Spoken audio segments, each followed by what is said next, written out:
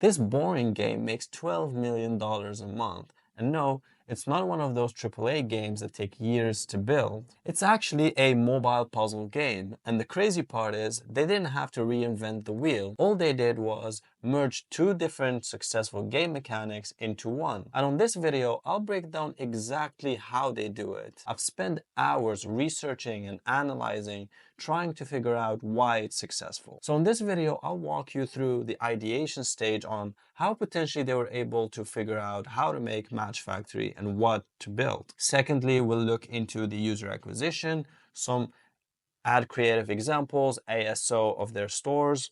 Then we'll look into the first-time user experience to try to understand why are people hooked in this game.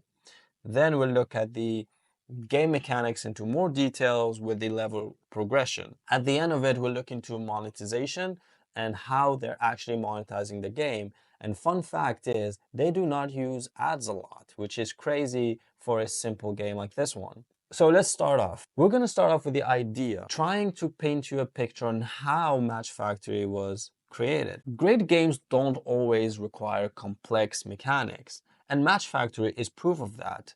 All they did was join two different mechanics such as the Match 3 from Candy Crush plus Beat Sort from a sorting mechanic. So if I have to break down Match Factory, it's actually just Match 3 combined with the sorting mechanic. So why Match 3 and why is it important? And why does it help for a game to be successful? So Match 3 games like Candy Crush are iconic because of the simplicity and broad appeal. Everyone understands how to play a Match 3, which means Match Factory, when they're making the game, they're like, what can actually appeal to a broad audience that we don't have to teach how to play the game? So the basic mechanics of matching 3 items to score points is universally understood. Everyone and their grandmas knows how to do this. It's a genre that thrives on quick decisions, satisfying animations, and a constant sense of progress. So if you look at Candy Crush as an example, it's super satisfying to swipe those candies and match 3 different candies to pop them. And we'll get onto the gameplay of Match Factory in which they actually use this mechanic. Then they've added a layer to the Match 3 style game, which is sorting. Sorting has been very successful in the last year for mobile games. Sorting games like Beat Sort, for example, tap into players' innate love for order and completion. People just love ordering stuff and completing a specific task. It just gives them that adrenaline rush. Players feel accomplished as they organize chaos into structure.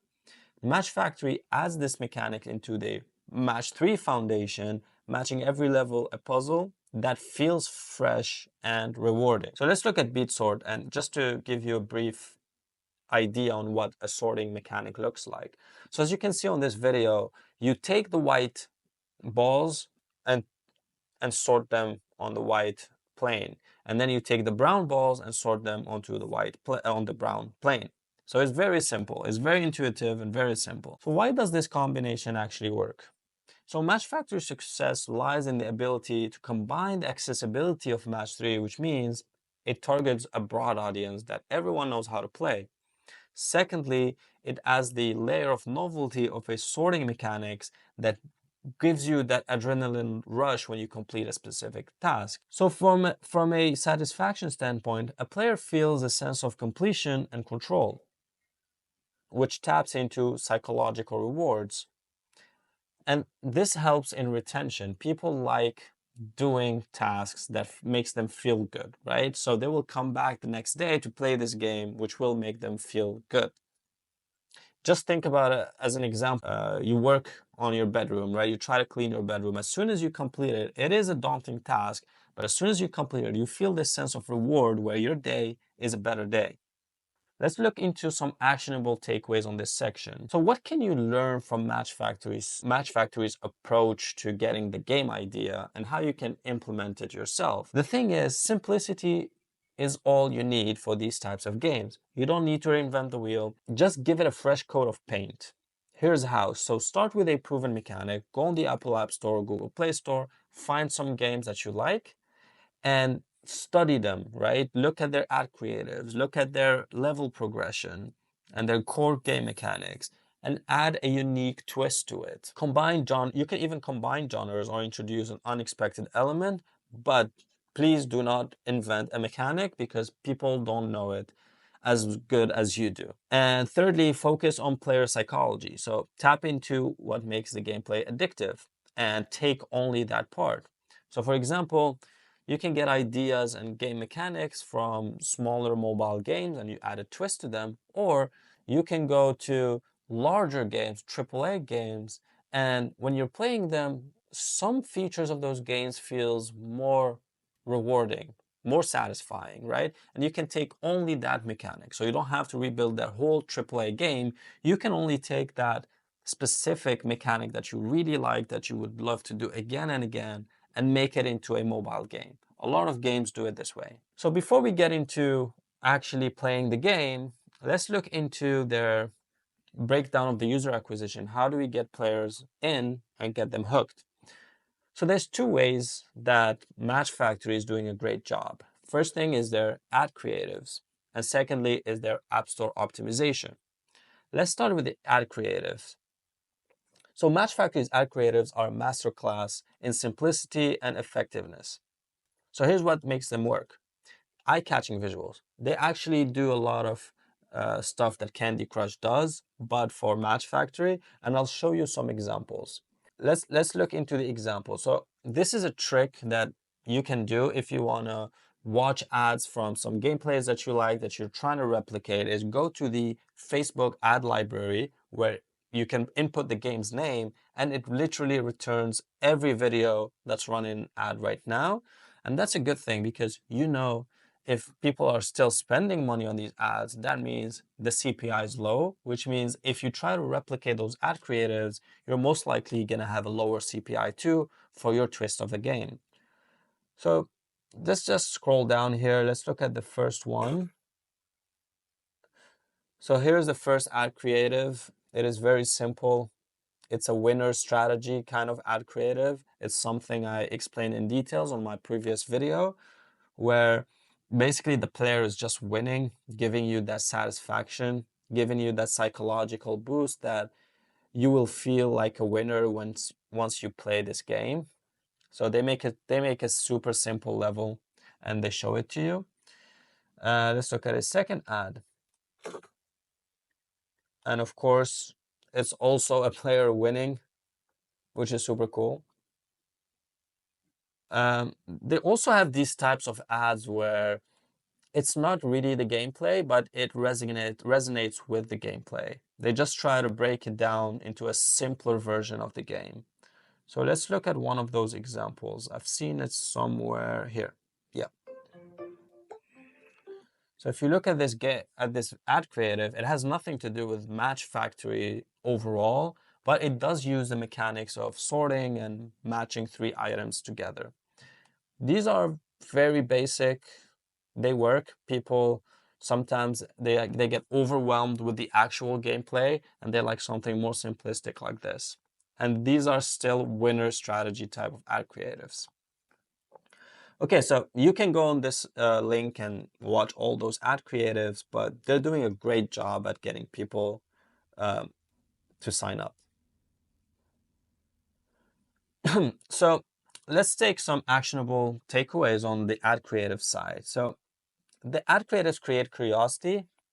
On this example, it does not really show mistakes. In general, a lot of ad creatives do. But on this specific example, what it did was it showed how good you can be at this game if you play it. It also highlights the game's unique twist on the match 3 mechanics in the first 5 seconds. So the first 5 seconds are super important. Now, I want to look very quickly into the App Store optimization, which is basically getting free downloads, right? If you do a great job at keywords, images, logos, you will most likely get free downloads organically from Apple or Google Play Store. In general, ASO is the backbone of organic downloads. Match Factory's App Store strategy ensures that in every detail. Let's look into it. They have a great icon, which is firstly important to get people to download the game, but also icons are super important to get people to come back every day, right? Because if someone is scrolling on their phone and they see a logo that's catching their attention, they're most likely going to open the app. If it's a boring looking icon, people are most likely not going to click on it the next day. So they have a great icon. What they did was they made a large duck on a donut, which creates curiosity. Then we look into the high quality screenshots. They have different types of images.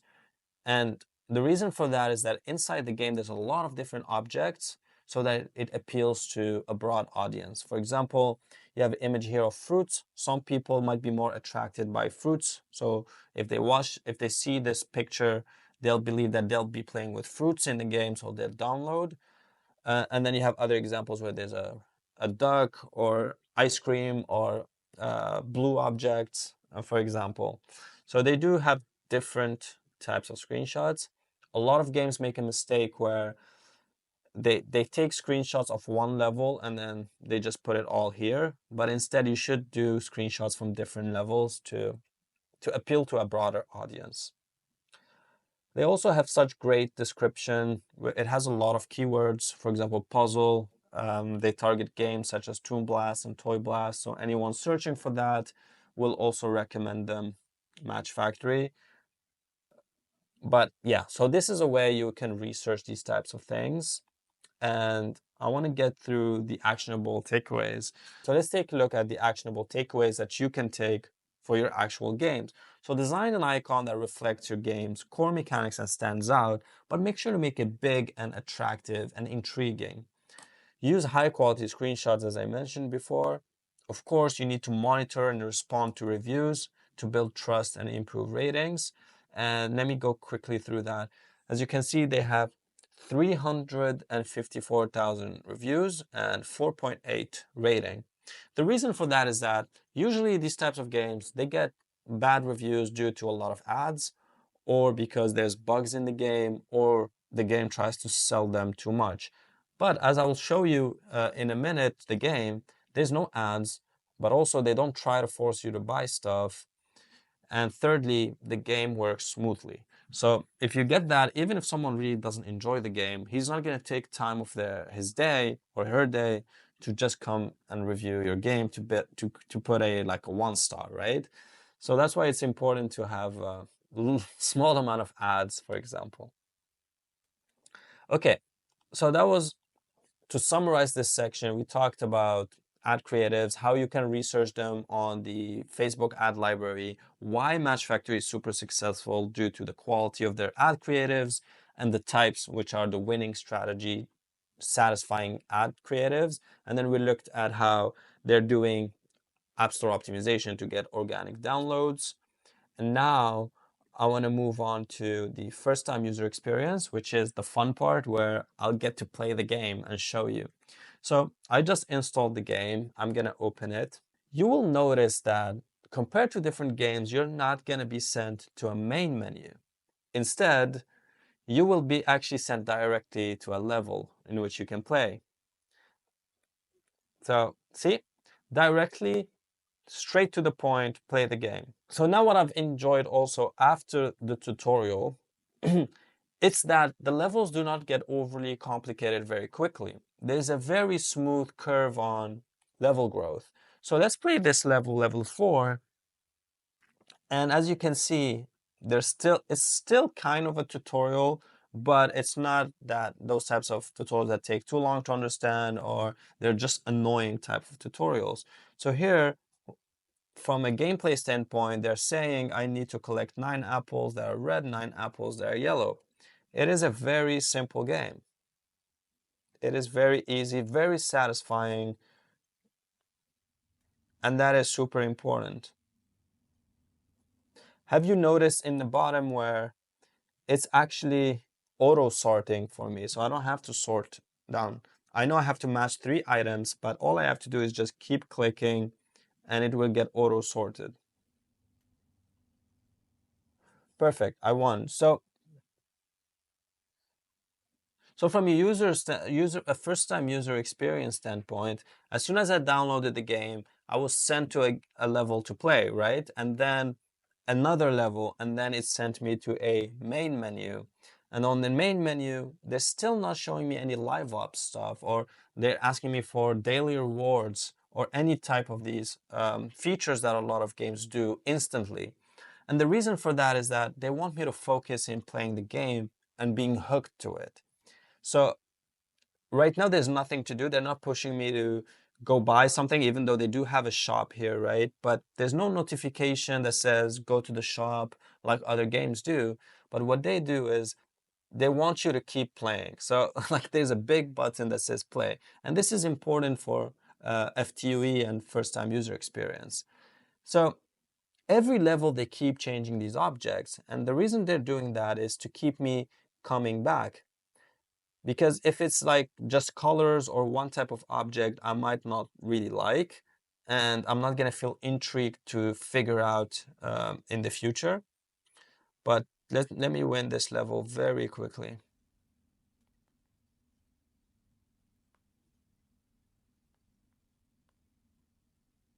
Okay, so they keep introducing new objects and new mechanics, which is awesome. From a first time user experience, this game is awesome. There's only one thing that I think could be improved. And let me just go back to the level here. I do not like a timer in games. I just feel like they add frustration. I prefer having number of moves like Dream Blast has, or different games, puzzle games where you have limited amount of moves instead of time, because I like to think when I'm playing. But yeah, apart from this great first time user experience, I would understand why people keep coming back. Um, So yeah, as I mentioned, the three key elements is the immediate gameplay, no friction, gradual introduction of the mechanics, no ads during early levels, which is super important, live ops features introduced later. So why does this approach work? So Match Factory's FTUE strategy works because it minimizes friction, keeps players engaged, and builds confidence through progressive mechanics. By the time players are introduced to retention features like reward and lives, they're already invested in the game. So key benefits is there's no barrier of entry. Anyone can pick up the game and start playing. Progressive learning curve. It is not too complicated. It doesn't create three simple levels and then one complex one. So actionable takeaways you can take right now is skip menus, simplify early levels, add some complexity at the right time, but take your time to do it, and do not show ads on the first, at least the first day. Okay, so now we looked at the first time user experience. Let's quickly go through the game mechanics and level progression. I've really dived deep. I've already showed you the mechanics. The mechanics is sorting and match three. And the progression of the levels is super easy for the first 25 levels, and then it starts getting complicated once they start hiding object under bigger objects. And it's a time-based level, so usually from a level progression they decrease the time it can take you for to complete the level, or else you lose. I'm not a fan of time-based games. I prefer limited number of moves instead. So my recommendation for improvement that I put on my research is, while Match Factory's mechanics are effective, there's room for improvement to enhance player satisfaction and retention. Here's what they could do. So replace timer with move limits. Instead of a timer, consider using a move limit for certain levels. This gives players time to think and strategize, reduce frustration for casual gamers. Why this works? Because players have more control in their success. It's not the time, but it's really how they sort those objects, how they click on the screen, right? I would also introduce a mechanic where, just like Candy Crush, as soon as you complete the level where it says, okay, you needed to collect 5 blue candies, and then once you do that, it explodes every other piece of candy. I would love if that was the case too, where as soon as you complete a level, it basically explodes all the other objects. Okay, so that was a very quick way. By the way, I know I'm going very quickly through these documents, but you can get access to this full research that I've done for free on my community. So if you join a community I just created, you can have access to this, and you can even ask me questions about this, even about your game in the community, and I'll be able to help you out. But if you want access to all of this research and the bonus, which is the $1 million plus mobile games framework, feel free to join the community. The link is in the description. Let's look into monetization. So why is Match Factory making $12 million a month? It has a lot to do with the previous points we talked to, which is the first time user experience and the level progression. Because let me show you their shop. So their shop has a lot of things that start off at 5.99 euros, for example, but of course they have some coins for 1.99 euros. So let's say it starts from 1.99 euros or dollars up to 99.99. The strategy works because they don't ask you for so much, right? They let you play, and then once the complexity of the levels get harder, you're already invested in the game. You've already played hours or days. You're like, I need to keep going. I need to keep progressing. So most likely you will need these types of items to make it easier for you to complete levels.